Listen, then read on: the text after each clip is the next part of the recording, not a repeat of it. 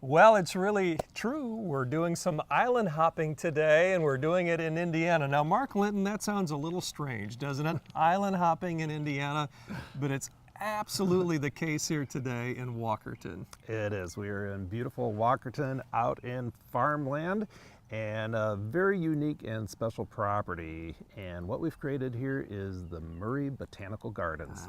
So when we talk about island hopping, we're talking about island beds here, aren't we? Yes, island landscape beds. And we've got a wonderful canvas to work from here today. In fact, when you look at this project, Mark, it started, what, 3 years ago? It did. Got a phone call from Steve and Judy, and they shared their vision as well as their passion for plants with me, and we started on phase 1 of a many-phase project. Wow. So in all of your years of working this business, have you ever come across anyone quite like Steve and Judy? Yeah, absolutely not, and they've been a pleasure to work with. Well, I'll tell you what, it's cool, and you're really going to see what we're talking about, but you're also going to pick up some wonderful ideas that you can implement into your own landscaping, and that really is the key, isn't it, Mark? Absolutely. I'd like to share some tips and ideas with all the viewers out there, and especially some very rare and unique plant material that a lot of them may not even be familiar with and wouldn't even think that they grow here in Michiana. Rare and unique, and you're going to start with this one right here, and I can't believe the texture and the feel there of this evergreen. Isn't that neat? Yeah. This is a weeping Norway spruce, and it's just putting on its new growth, and what you had shared with me earlier is that that new growth feels like rubber, and it does. And it's just very, very soft to the touch. A nice focal point here, and a specimen. Very good, and you've got a lot to talk about here, Mark, so just have at it. You know, as you walk around here, the Botanical Gardens, everything is very unique and has its own space. This is a Siberian weeping cypress, a little miniature patio tree, nice weeping cascading growth, again, very, very soft to the texture. Now, Steve and Judy, they have well, they've got a heart for doing this, obviously, but Absolutely. you know, what they also realized, they couldn't do it on their own, could they?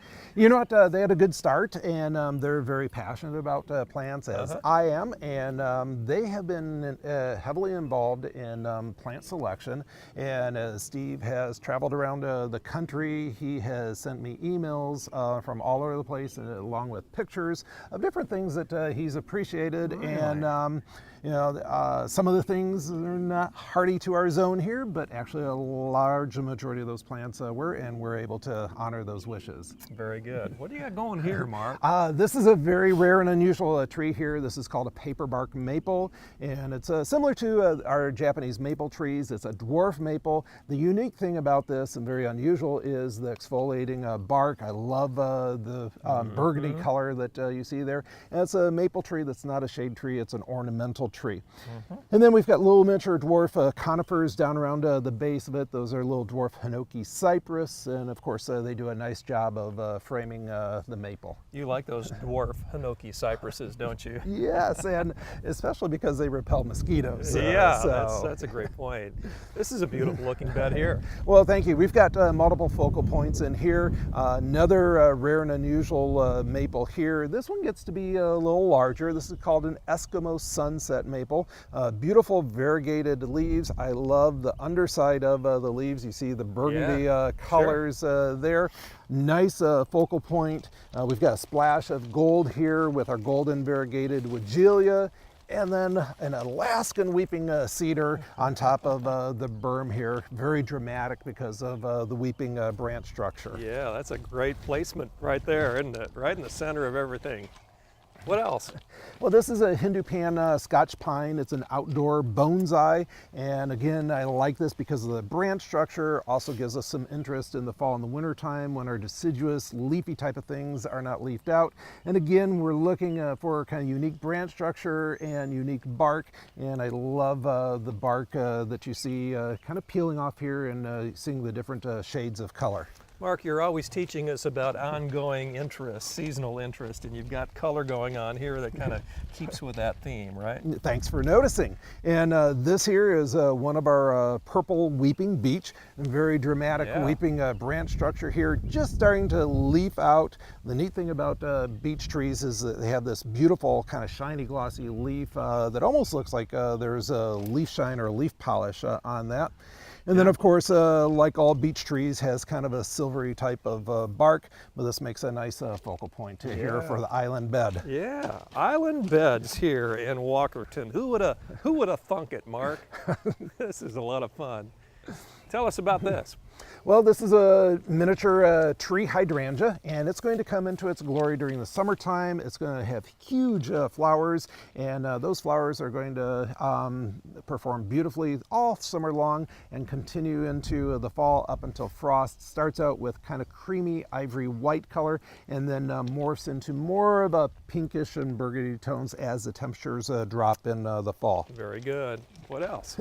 We've got some gold cone junipers here. These are columnar upright type of junipers. I love the chartreuse green and golden combination. Real soft to the touch. They do a nice job of contrasting with our little dwarf Scotch pine patio tree here. And the neat thing about this is it just kind of grows very slowly and naturally shapes itself. Yes, very good. And one more bed here to quickly make mention of, Mark. We've got some more hydrangeas in here, ties in with our tree hydrangea. And then we've got a lot of different type of weeping trees incorporated in here. We've got our weeping katsura and then a large specimen weeping Japanese cherry. So Steve and Judy, they have become friends, haven't they? Very much so. Now they have an idea here that goes beyond just this year. In fact, it has a plan, doesn't it, for the upcoming years even for you to come back? Absolutely. This is something that Steve refers to as an ongoing project, an ongoing relationship. And so far it's been 3 years, and he has welcomed us to share even more with the Michiana viewers. And we're going to come back here later this season and have some additional segments. Well, I want to meet these two. They sound very interesting. You'll enjoy getting to know them. Steve and Judy, right? You're correct. All right. Well, Steve and Judy join us now, and we've been talking a lot about them. Steve, Judy, good to see you. Beautiful place out here, Steve, in the heart of Hoosier country, Walkerton. What brought you here? The opportunity to farm. That's what brought us out to Marshall County, Polk Township. Now, in the center of all the farming, here we have a botanical garden, unlike anything I've seen personally. What made you want to do this? Strictly for our own enjoyment. Our collection of different plant species that speak to us, you know, for texture, color, variation, yes. Got a lot of texture, a lot of color going on. Of all of that, though, Steve, can you put your finger on maybe the one or two things that Mark and his team have done that really excite you? What's your most favorite part? One of them is the red twig dogwoods. Their simplicity, but it's the show in the spring, summer, fall, winter, when they're bare and just the red twigs standing up against the fence and the white snow is quite striking. Yeah, Mark talks about that a lot, and he talks about the year-long interest, year-round interest, and that's what you're referring to. What about Judy? What's her favorite part? I believe hers is her exfoliating bark trees. She really likes that, like the paper bark acer, the maple. Well, Judy, I got to tell you, one of the most favorite parts of the visit here is what you've done in front of us. These cookies are tremendous, and the iced tea is great. And we're going to bring Mark on. Mark's been sampling a little bit here, too. Mark, what do you have for us? Well, this is for both Steve and Judy. And It has a Dalmatian, it's mine. Yes, okay. It's for Judy. Yeah, she breeds show dogs, and the show dogs are Dalmatians. And so, but the dog is hers. Steve's really into the botanical garden look, and so we've created the Dalmatian in the middle of the botanical That's garden. Beautiful. Isn't that something else? That is so cool. And just want to thank both Steve and Judy for allowing us this opportunity not only to serve them for multiple years in a row, but to be able to feature this incredible property with all the Michiana viewers out there. Well, Steve and Judy, phase 2 and phase 3 are coming up. We're going to make a return visit, right? What do you have in mind maybe for that next trip out here? More cookies and ice cream. More cookies. Yes, we have a succulent garden.